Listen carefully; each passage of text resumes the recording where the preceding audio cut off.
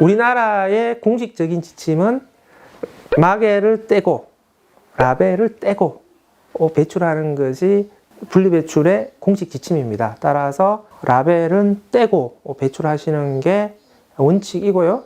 접착제가 좀 강하게 붙어 있어서 라벨이 잘 안 떨어지더라도 자책하시면 안 돼요. 그거는 소비자 책임이 아닙니다. 생산자가 문제이기 때문에 어쨌든 그냥 라벨을 제거하려는 노력을 보여주시면 되고요. 마개를 떼고 버리게 되면은 실제 그 마개는 재활용이 안 되는 거거든요. 선별장에서 선별이 안 되니까 재활용이 안 되는 거죠. 이 문제를 막으려면 1년 동안 마개만 모으면 돼요. 그게 잘 안 되겠죠? 아니면은 아파트 분리배출할 때 분리배출에 마개만 따로 모으는 용기를 설치를 하면 돼요. 그것도 안 되겠죠? 공식적인 분리배출 가이드는 아닌데 이 문제를 그래도 대응할 수 있는 방법은 일단은 마개를 열어야 돼요. 왜냐하면 선별장에서 페트병을 골라내어서 압축을 해야 되거든요. 근데 압축을 할 때 마개를 닫아서 배출하게 되면 공기가 들어가 있는 상태이기 때문에 페트병이 압축이 안 돼요. 전기 소모라든지 에너지 소모가 많아지게 되고 압축이 제대로 안 되면 운반할 때 운반 효율이 떨어져요. 그래서 이 문제를 대처를 하려면 일단 마개를 열어요. 마개를 열은 다음에 발로 밟아요. 발로 밟아서 페트병을 압축시킨 다음에 마개를 다시 닫아서 배출하시면 돼요. 그러면 재활용하는 공정에서 마개와 페트병 본체가 분리가 돼요. 페트병은 본체는 물에 깔아앉고 마개는 물에 뜨거든요. 이렇게 해서 이제 재활용 공정에서 분리가 되기 때문에 우리가 마개를 닫아서 분리 배출하셔도 문제를 일으키지는 않습니다. 링의 경우에는 마개를 열었을 때 링이 남아있잖아요. 이 남아있는 부분에 대해서는 그냥 소비자가 신경 안 쓰셔도 돼요. 굳이 그것까지 가위로 잘라서 버려야 된다라고 하는 강박관념을 가질 필요는 없어요. 그건 분리배출 편집정이에요.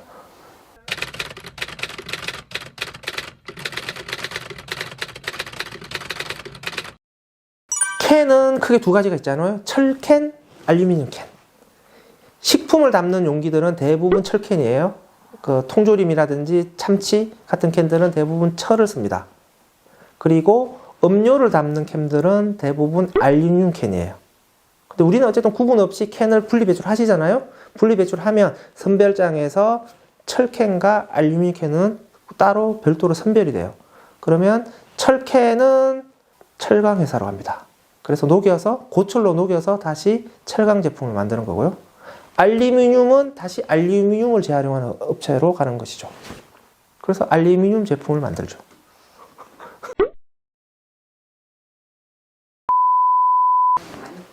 금속은 용광로에 녹이잖아요. 그래서 웬만한 오염물질은 다 탑니다. 최종 재활용하는 공정에서의 음식물이 조금 묻어있는 것은 큰 문제는 되지 않는다라고 생각을 해요. 근데 음식물이 묻어있는 경우에는 오히려 선별과 하는 중간 과정에서 작업자의 위생 환경을 악화시키는 문제들이 있기 때문에 그래서 음식물을 담았던 캔을 분리배출할 때는 일단 음식물을 세척해서 제거하고 해서 버리는 게 맞죠.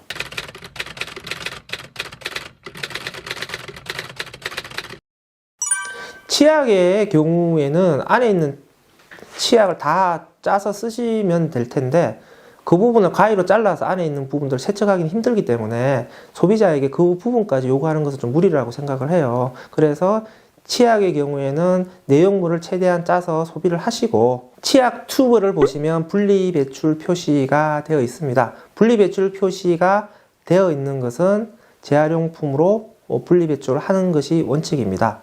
솔직히 말하면 치약은 부피가 작기 때문에 선별이 안 돼요. 재활용은 안 돼요. 따라서 치약의 경우에 플라스틱 재질로 되어 있는 포장재이기 때문에 플라스틱류를 버리실 때 치약도 같이 버리시면 됩니다.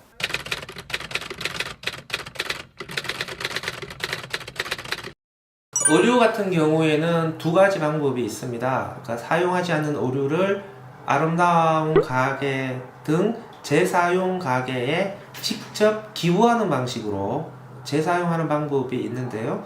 가장 바람직한 배출 방법입니다. 두 번째는 집 주변에 설치된 의류 수거함으로 배출되는 방법인데요. 이 의류 수거함은 민간 사업자가 운영하고 있는 것입니다. 그래서 의류 수거함에 모은 의류를 모아서 자체 선별 작업장에서 선별한 이후에 사용이 가능한 것은 대부분 제3세계로 수출하는 방법으로 처리를 하고 있고요. 재사용이 불가능한 오류는 국내에서 폐기물로 처리를 하고 있습니다. 겨울옷 같은 경우에는 주로 중앙아시아 이런 지역으로 수출을 하고요. 여름옷 같은 경우에는 동남아시아나 아프리카 지역으로 현재 수출을 하고 있는 것으로 알려져 있습니다. 그 과정에서 의류들이 오염이 됩니다. 그래서 재사용할 수 있는 의류의 양과 상태가 나빠진다 라고 하는 단점이 있기 때문에 의류를 재사용하고자 한다면 국내 재사용 산업과 문화를 육성해서 국내에서 우선적으로 재사용될 수 있도록 하는 것이 바람직합니다.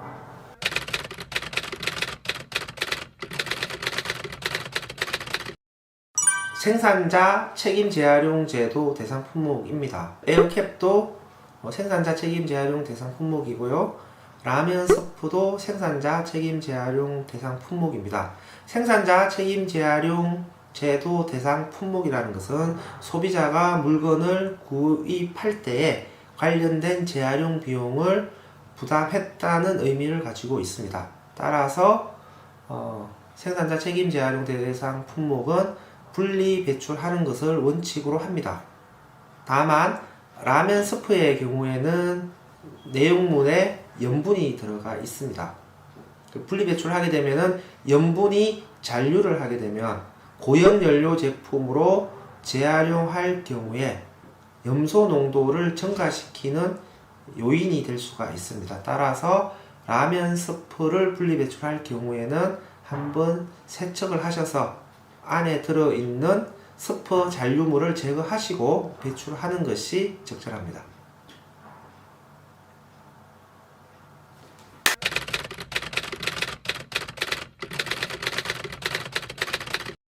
물티슈는 합성 섬유로 만든 것이지 않습니까? 합성 섬유도 플라스틱으로 분류가 됩니다. 그래서 물티슈를 변기로 배출을 하시게 되면 플라스틱을 바다로 배출하는 행위를 하시는 것이기 때문에 물티슈는 절대 변기로 버리면 안 됩니다.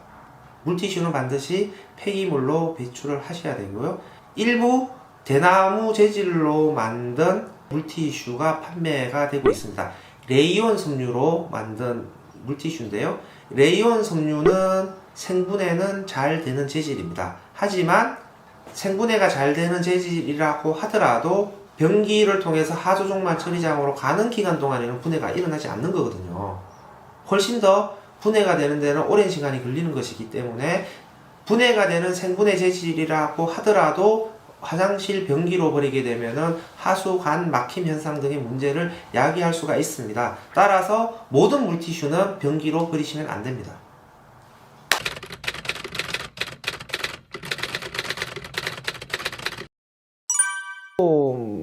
박스가 재활용이 안 된다라고 하는 잘못된 정보가 왜 돌아다니는지는 모르겠어요. 스티로폼은 재활용이 아주 잘 되는 재질입니다.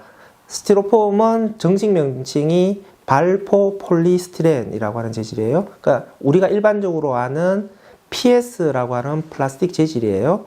그래서 스티로폼을 분리배출하시면 선별장에서 스티로폼을 녹여요. 스티로폼 안에 들어가 있는 공기를 다 빼내는 거죠.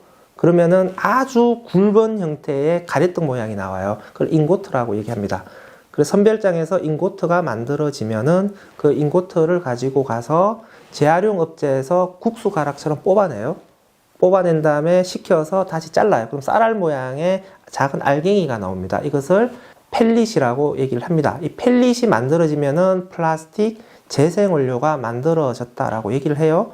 이 펠릿을 가지고 플라스틱 제품을 만드는 업체로 가서 최종적으로 플라스틱 재활용 제품이 만들어지는 거죠. 스티로폼을 녹여서 만든 펠릿으로 많이 만드는 제품이 우리가 볼 수 있는 사진 액자 있죠. 이 사진 액자를 스티로폼을 재활용해서 많이 만듭니다. 따라서 우리가 통상적으로 사용하는 스티로폼 상자는 재활용이 잘 되는 플라스틱입니다. 따라서 분리 배출을 하시면 됩니다.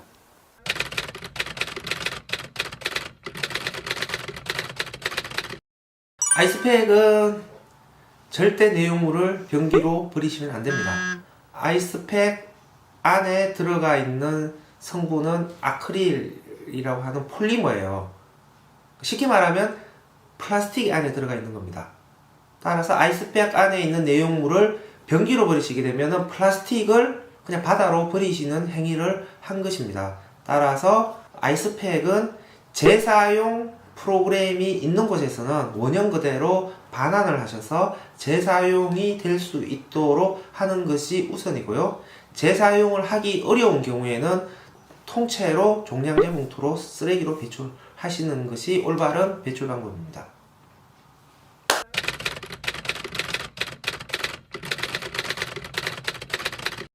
다회용기를 몇 번을 사용하는 것이 일회용기에 비해서 환경성이 우수한 것인가 라고 하는 부분에 대해서는 연구자마다 연구 결과가 상이하기 때문에 일률적으로 평가를 하기 힘들다라고 생각을 하는데요. 어쨌든 원칙은 다회용기, 그러니까 텀블러나 장바구니 같은 경우에도 남용되면 안 된다라고 하는 것이죠. 그러니까 텀블러나 장바구니를 일회용기처럼 쓰면 안 되는 것이죠. 다회용기의 경우에는 가장 좋아하는 다회용기를 하나를 가지고 그것을 평생 사용하는 것이 맞다고 생각합니다. 그래서 선물용으로 남용되는 것도 저는 문제가 있다고 생각합니다.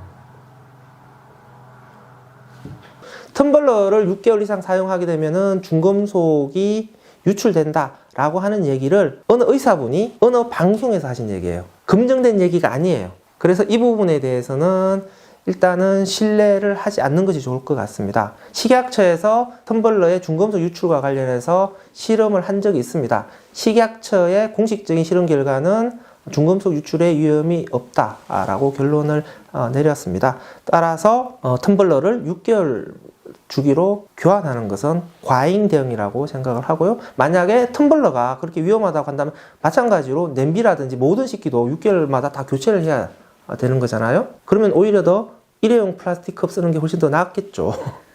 오히려 텀블러를 선택하실 때 저는 플라스틱이 적게 사용된 텀블러를 사용하는 것이 훨씬 더 필요하다라고 생각을 합니다. 따라서 텀블러는 조금 더 안심하시고 스테인레스로 된 텀블러를 선택하셔서 사용하시는 것이 좋다고 생각합니다. 그럼 텀블러는 이제 어떻게 버려야 되냐라고 하시는데요. 그러니까 텀블러가 재활용이 잘 되게 하려면 플라스틱이 적게 사용된 텀블러를 선택하시는 게 좋다는 거죠. 지금 텀블러 중에서 사실상 제일 문제가 되는 것은 안쪽은 스테인리스로 되어 있고 바깥쪽은 플라스틱으로 둘러싸인 이중 구조의 텀블러가 특히 젊은 층에서 예쁘다고 많이 소비가 되고 있고 모업체에서는 또 그것을 판매를 하고 있는데 저는 이런 텀블러는 소비자가 배격을 해야 된다고 생각을 해요. 그래서 최대한 단일 소재로 되어 있는 텀블러를 선택을 하시는 것이 필요하다고 보고요.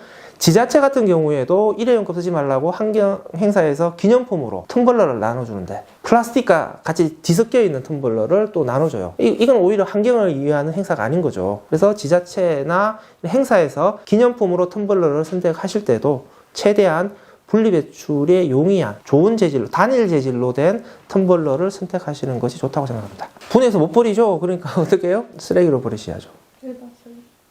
아, 이거 힘들어. 이거는 지침이 없어. 그러니까 플라스틱이 많이 사용된 텀블러의 경우에는 일반 쓰레기로 버리시는 것이 맞습니다. 그러니까 플라스틱이 일부 사용된 텀블러는 고철로 버리시면 되고요. 플라스틱이 많이 사용된, 즉 플라스틱이 전체가 플라스틱으로 둘러싸인 텀블러의 경우에는 일반 쓰레기로 버리시는 것이 맞습니다.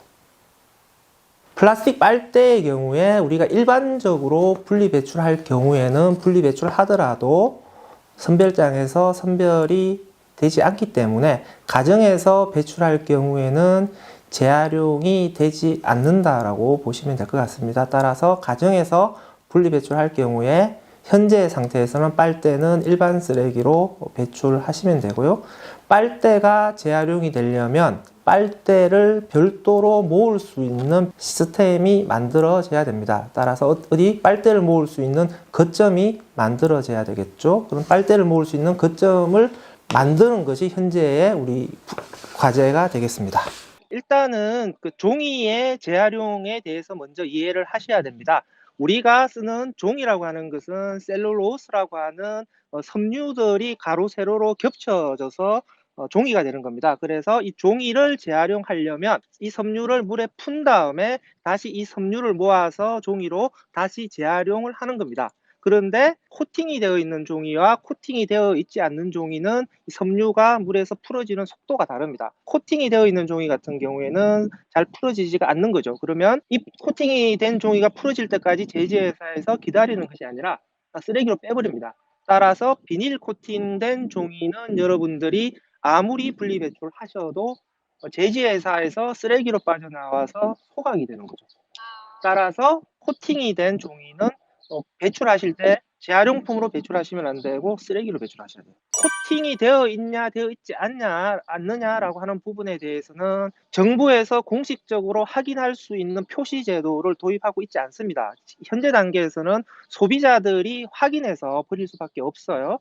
그래서 굉장히 원시적인 방법인데 찢어보시고 종이에 비닐이 일어나면은 그 비닐은 쓰레기로 버리셔야 되고요. 코팅이 아주 적게 되어 있는 종이 같은 경우에는 소비자가 사실은 확인하기 어려운 경우도 있습니다. 그런 경우에는 종이로 같이 배출하셔도 돼요. 누나님이 코팅된 비닐을 뜯어서 버리면 종이로 버려도 되냐고.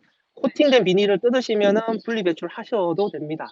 그렇게 열심히 분리배출 하시는 분들이 계세요. 하지만 모든 시민들에게 그렇게 요구하기는 힘들 것 같아요. 그 전에 중요한 것은 생산 단계에서 생산자들이 굳이 비닐 코팅된 종이를 생산할 필요가 없어요. 그런데 우리가 가지고 있는 편견이 뭐냐면 종이는 친환경적이다. 종이는 재활용이 잘 된다. 이런 편견에 사로잡혀 있어요. 그러면서 그 사이에 종이에 계속 코팅이 입혀지면서 재활용이 되지 않는 종이가 점점 더 많아져요. 그런데 소비자들은 분리배출하니까 네. 문제 없다라고 생각해요. 그래서 생산 단계에서 생산자들이 재활용되지 않는 종이를 계속 많이 만들어내는 것에 대해서 문제의식을 못 느껴요.